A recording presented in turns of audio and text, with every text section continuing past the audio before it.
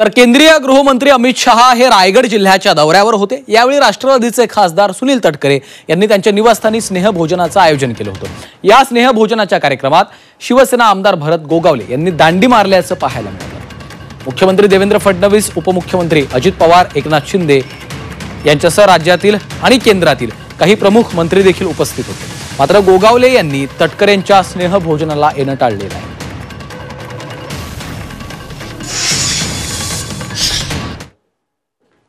माझा कर्तव्य होतं, मी भरत शेठ गोगावले, उदयजी सामंत, महेंद्र दळवी या सर्वांनाच मी निमंत्रित केलेलं होतं। शेवटी का आले नाहीत मला माहित नाही, पण शेवटी माझं कर्तव्य आहे ते मी करणार। आणि शेवटी राजकारणाच्या पलीकडे आणि एखाद्या विशिष्ट बाबीच्या पलीकडे सुद्धा सार्वजनिक जीवनामध्ये परस्परांचे स्नेहसंबंध राहिले पाहिजेत।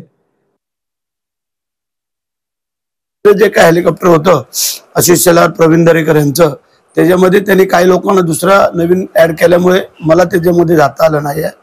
आणि मग गाडीने जाईपर्यंत त्यांचं तिथलं ते खानपान जेवणपान होतं ते संपणार होतं आणि म्हणून करता तिथली पण व्यवस्था मला रायगडची बघावी लागते, काय राहिलं काय नाही, त्यामुळे मला जाता नाही आलं।